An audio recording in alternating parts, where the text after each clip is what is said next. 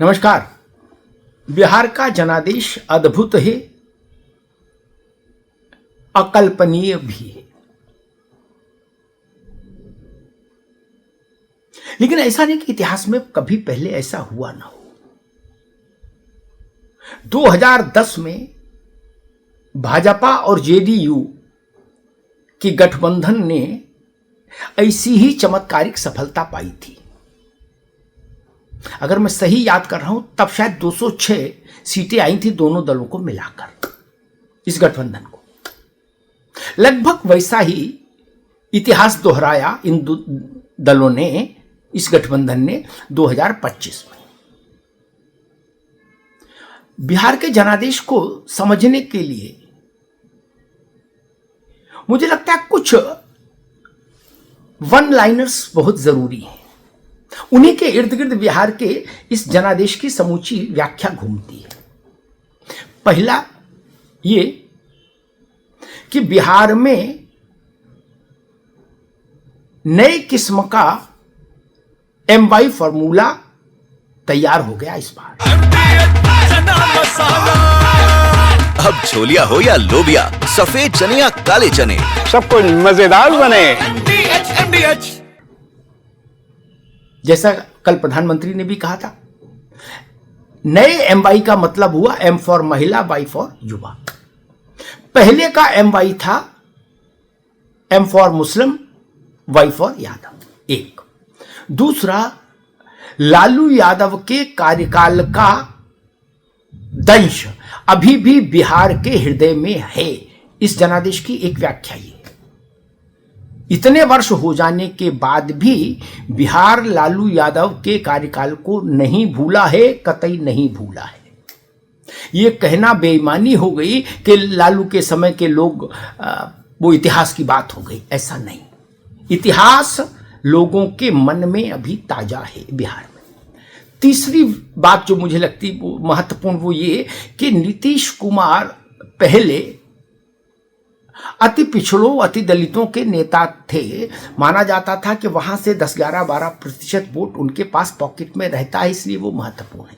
लेकिन नीतीश बाबू ने अपने शासनकाल में महिलाओं को लेकर, बच्चियों को लेकर जो तमाम अद्भुत फैसले किए, और वहां बच्चियों को साइकिल देने से लेके जीविका दीदी को का सम्मान बढ़ाने और हर महिला के खाते में 10,000 भेजने तक का जो एक श्रृंखलाबद्ध अभियान है नीतीश जी का, उसने बिहार में नीतीश कुमार की पार्टी के लिए महिलाओं को पार्टी कार्यकर्ता के स्तर पर लाकर खड़ा कर दिया।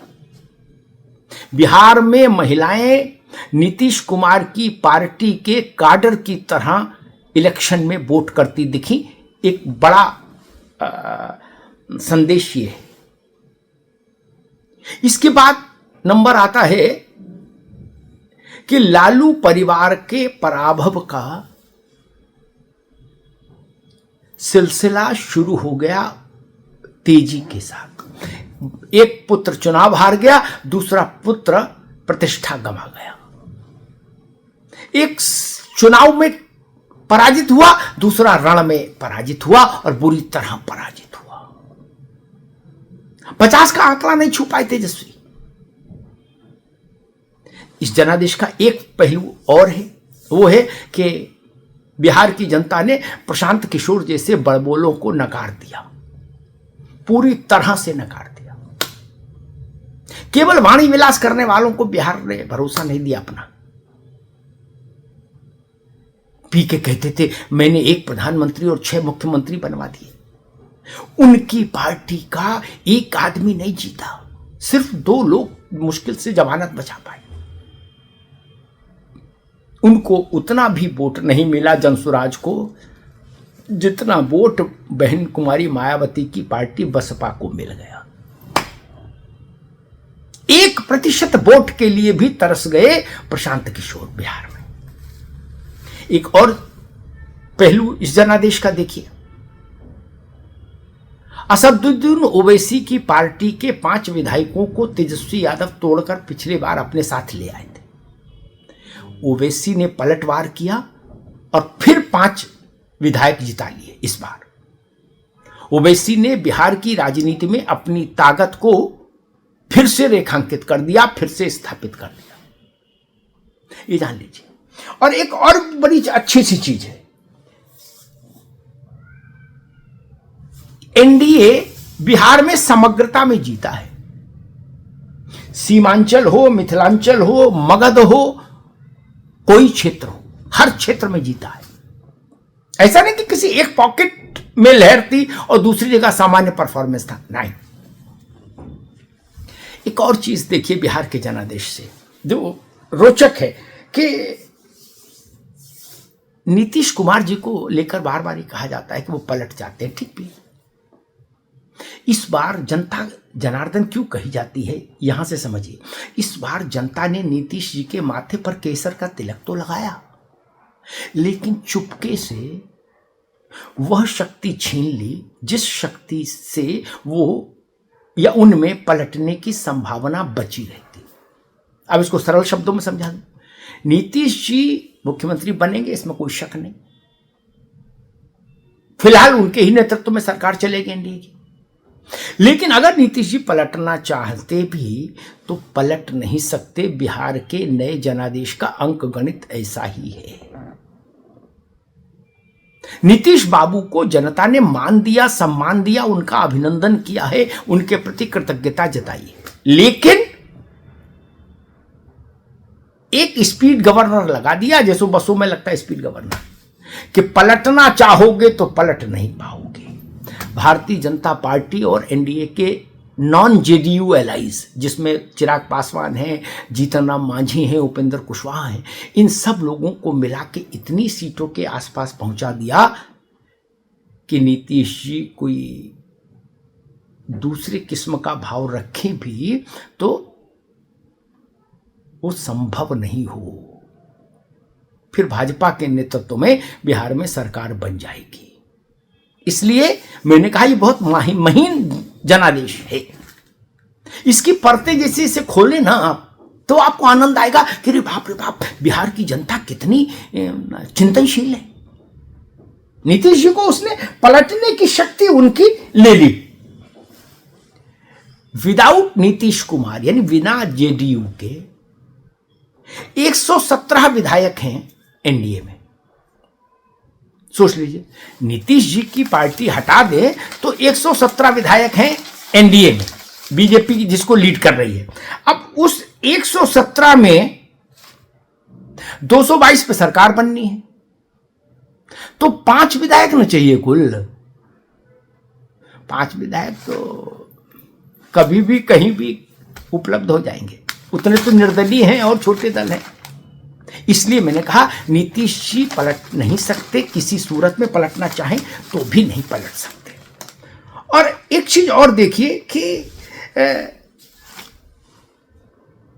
महिलाओं को लेकर अब देश भर में बिहार के इस जनादेश के बाद ये धारणा पुख्ता हो जाएगी कि अगर आपको सरकार में आना है या अगर आपको सरकार बचानी है, दोनों स्थितियों में, तो आपको आधी आबादी को प्रसन्न करना होगा। महिला आप पर भरोसा करेंगी तो आप जीत जाएंगे। भरोसा शब्द मैंने कहा, योजना नहीं। योजना तो तेजस्वी जी ने बहुत अच्छी दी थी कि हर घर में एक नौकरी देंगे, महिला के खाते में 30,000 डालेंगे, लेकिन भरोसा नहीं था उनके कहे पर। महिलाएं आप पर भरोसा करेंगी तो आप सत्ता में बने रहेंगे या सत्ता में आएंगे। महिलाएं आप पर भरोसा नहीं करेंगी तो आपके लिए मुश्किल हो जाएगी।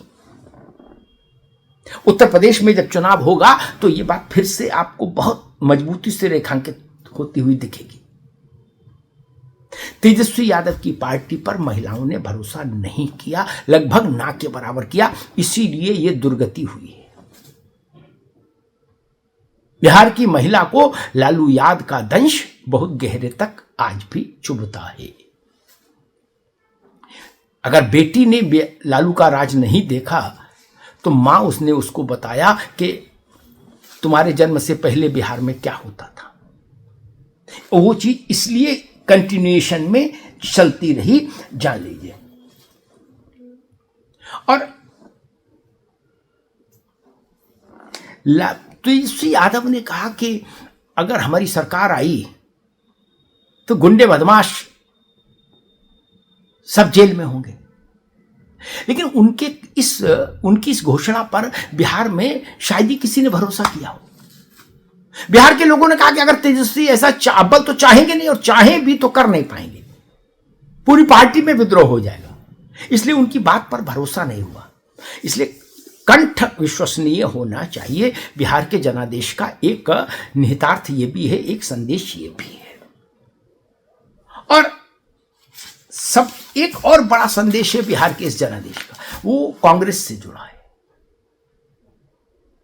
ये तय हो गया कि कांग्रेस अपने सहयोगी दलों के लिए शुभ नहीं है, ये तय हो गया। लालू यादव के कुनबे की ऐसी दुर्गति सोचिए। पिछली बार भी हारे थे, लेकिन सम्मान के साथ हारे थे। इस बार तो वोट भी गया, प्रतिष्ठा भी गई, सीट भी गई, प्रतिष्ठा भी गई। राहुल गांधी के प्रति लोगों में भरोसा नहीं है। राहुल गांधी के कहे मुद्दों पर लोगों को भरोसा नहीं है। राहुल गांधी जिन मुद्दों को चुनाव की धुरी बनाना चाहते हैं, जनता उन मुद्दों को नकार देती है, अस्वीकार कर देती है। ये 3 संकेत बिहार के जनादेश से निकले हैं। राहुल और प्रियंका की जोड़ी जनता में विश्वसनीयता, अपने प्रति विश्वसनीयता पैदा नहीं कर पा रही। 2024 के बाद 4 राज्यों में चुनाव हुए, दिल्ली, हरियाणा, महाराष्ट्र और बिहार। इन चारों राज्यों में कांग्रेस की स्थिति कितनी दयनीय है, ये किसी से छिपी नहीं। इस बिहार के जनादेश का एक फॉल आउट, यानी अगला कदम ये भी हो सकता है कि इंडिया अलायंस में के भीतर कांग्रेस की लीडरशिप को लेकर चुनौतियां बढ़ें, बगावत हो, और क्षेत्रीय दल कांग्रेस से कहे कि आप सिंहासन खाली करिए, हम आपको नेता नहीं मानते, हम राहुल गांधी की लीडरशिप में आगे नहीं चलेंगे। और वैसे ही SIR जैसे मुद्दे भी मुझे लगता है अब दम तोड़ गए बिहार के चुनावी मैदान में। अब कहने के लिए बंगाल में, उत्तर प्रदेश में या जिस भी राज्य में चुनाव हो, विपक्ष रस्म अदायगी करेगा, लेकिन उसको ये पता लग गया कि ये मुद्दा चुनाव का मुद्दा नहीं बना बिहार में कतई। इस मुद्दे के कारण बिहार में कांग्रेस को 10 वोट भी अतिरिक्त नहीं मिले, और कांग्रेस बिहार की धरती में राजनीतिक स्तर पर नैनो पार्टिकल्स में तब्दील हो गई, नैनो पार्टिकल्स में। तो कुल मिलाकर मुझे तात्कालिक रूप से बिहार के इस जनादेश के ये 14 से 15 संकेतक समझ में आए, तो मुझे लगा आप लोगों के साथ इनको साझा करूं। धन्यवाद। दादी के हाथों का जादू और खुशबू से महकता घर, माँ की मुस्कुराहट और खाने की सुगंध, MDH गरम मसाला, क्योंकि हर रिश्ता है स्वाद से जुड़ा।